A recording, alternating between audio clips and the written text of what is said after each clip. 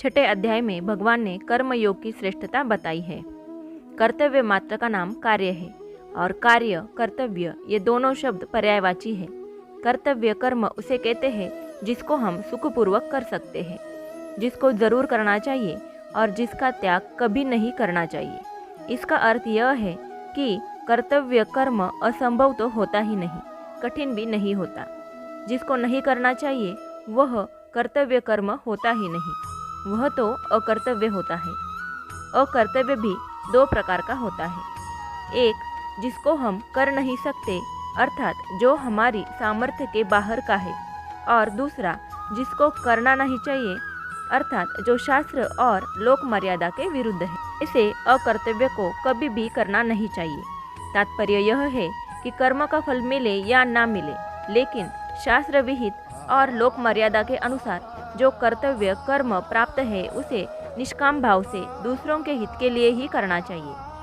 कर्म दो प्रकार से किए जाते हैं, एक कर्म फल की प्राप्ति के लिए और कर्म तथा फल की आसक्ति मिटाने के लिए। यहाँ पर कर्म करके ही कर्म फल की आसक्ति मिटाने के लिए कहा गया है, और इस प्रकार कर्म करने वाला ही सन्यासी और योगी है, क्योंकि वह कर्तव्य कर्म करते हुए निर्लिप्त रहता है, इसीलिए वह सन्यासी है। और उन कर्तव्य कर्मों को करते हुए वह सुखी दुखी नहीं होता। कर्मों की सिद्धि असिद्धि में समान रहता है, इसीलिए वह योगी है। लोगों की प्रायः यह धारणा होती है कि जो मनुष्य कोई भी क्रिया नहीं करता, स्वरूप से क्रियाओं और पदार्थों का त्याग करके वन में चला जाता है अथवा निष्क्रिय होकर समाधि में बैठा रहता है, वही योगी होता है। परंतु भगवान कहते हैं कि जब तक मनुष्य उत्पत्ति विनाशशील वस्तुओं के आश्रय का त्याग नहीं करता और उनके साथ अपना संबंध जोड़े रखता है, तब तक वह कितना ही अक्रिय हो जाए पर वो योगी नहीं हो सकता।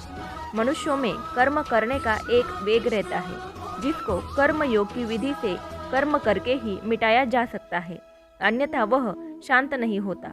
लेकिन वो कर्म निष्काम भाव से किए जाने जरूरी है। जो व्यक्ति योग में आरूढ़ होना चाहता है, ऐसे मननशील योगी के लिए निष्काम भाव से अपने कर्तव्य कर्म करना कारण है, और किसी भी प्रकार का संकल्प ना करके अपने संकल्पों का त्याग करना चाहिए। यहाँ पर संकल्पों का त्याग करने के लिए उपाय भी बताए गए हैं। एक, भगवान ने हमें यह मनुष्य जन्म देकर कहा है कि तुम अपना उद्धार कर लो। अंततः हमें मनुष्य जन्म के रूप में जो मूल्यवान मुक्तिदायक समय मिला है, उसे निरर्थक संकल्पों में बर्बाद ना करके संकल्पों को हटा देना चाहिए। 2, कर्म योग का संबंध वर्तमान से है, भूत भविष्य काल से नहीं, और संकल्प भूत और भविष्य काल के होते हैं, इसीलिए उनका त्याग करना जरूरी है। 3, ज्ञान योग के साधकों को इस बात पर दृढ़ रहना चाहिए कि वास्तव में सत्ता एक परमात्मा तत्व की ही है, संकल्पों की संसार की सत्ता ही नहीं है, इसीलिए संकल्प करने से दूर ही रहे। 4, संकल्प एक तो भूतकाल में किए होते हैं और भविष्य काल में पूरे होते हैं, परंतु वर्तमान में उनका कुछ भी नहीं रहता। जो नहीं है उसके पीछे समय बर्बाद करना गलत है। इसके विरुद्ध भगवान अभी है, अपने में है और अपने हैं, उनका चिंतन करना जरूरी है।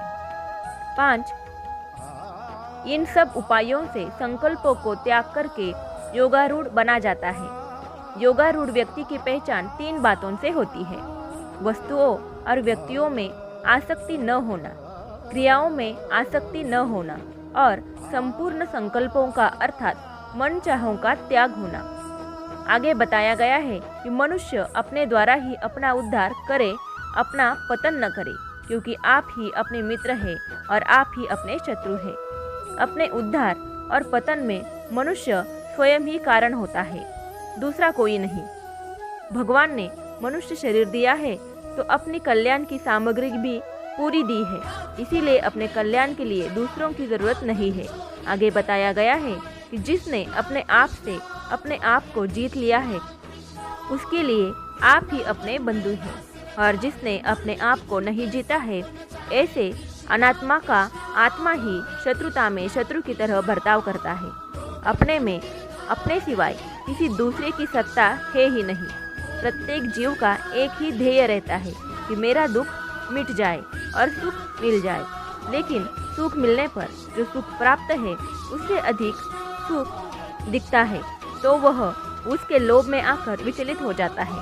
जिसके साथ हमारा संबंध है ही नहीं, हुआ ही नहीं, होगा ही नहीं और होना संभव ही नहीं, ऐसे दुख रूप संसार शरीर के साथ संबंध मान लेना ही दुख संयोग है। यह दुख संयोग योग नहीं है।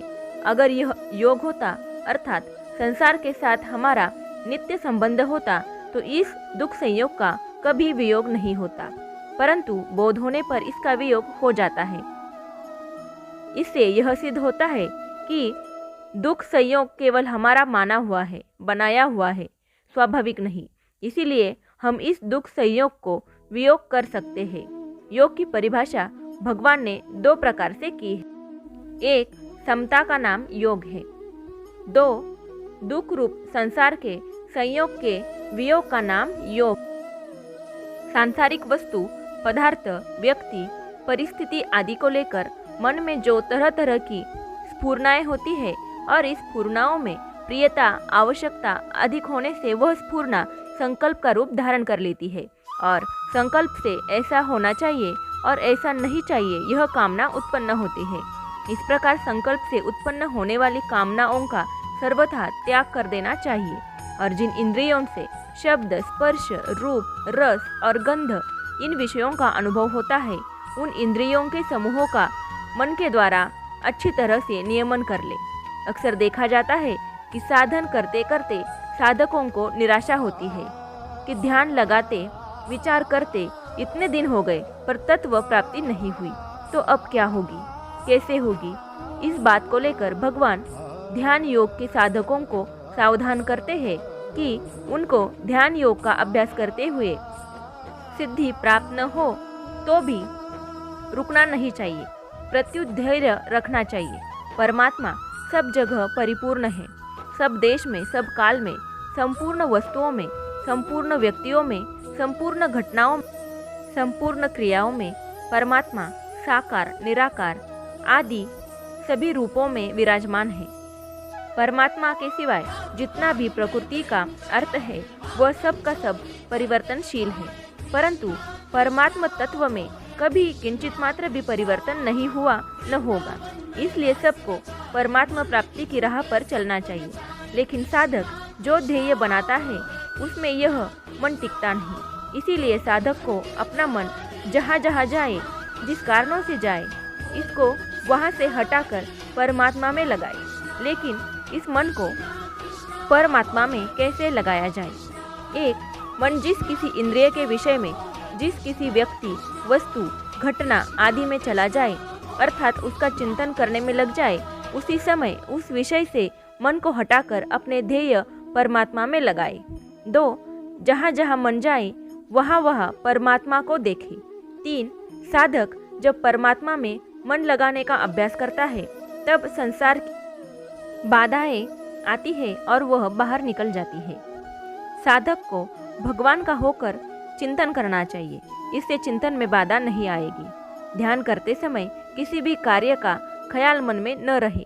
तात्पर्य यह है कि जब तक साधक परमात्मा की सत्ता के सिवाय दूसरी सत्ता मानेगा तब तक उसका मन सर्वथा निरुद्ध नहीं हो सकता।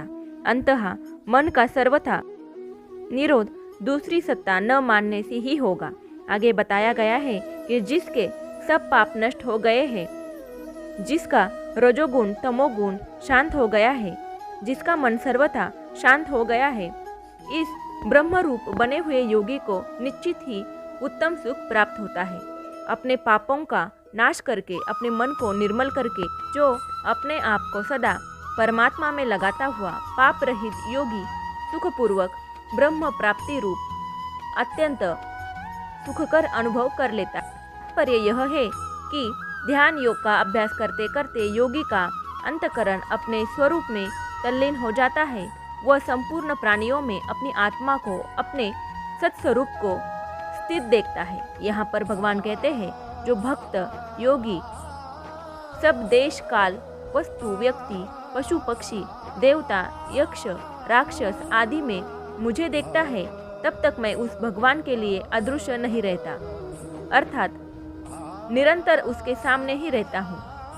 साधक पहले परमात्मा को दूर देखता है, फिर नजदीक देखता है, फिर अपने में देखता है और फिर केवल परमात्मा को ही देखता है। कर्मयोगी परमात्मा को नजदीक देखता है, ज्ञान योगी परमात्मा को अपने में देखता है और भक्ति योग सब जगह परमात्मा को ही देखता है। आगे बताया गया है कि साधारण मनुष्य जैसे अपने शरीर में अपनी स्थिति देखता है, तो उसके शरीर के किसी अंग में किसी तरह की पीड़ा हो, ऐसा वह नहीं चाहता।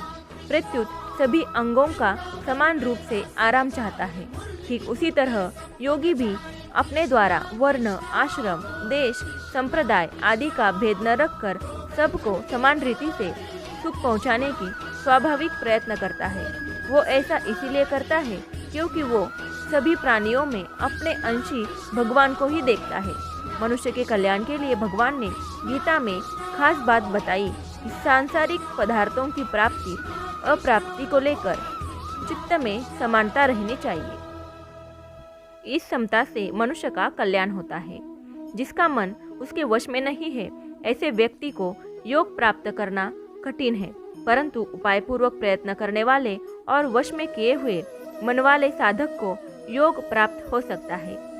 ध्यान योग में अर्जुन ने मन की चंचलता को बाधक माना और उसको रोकना असंभव बताया।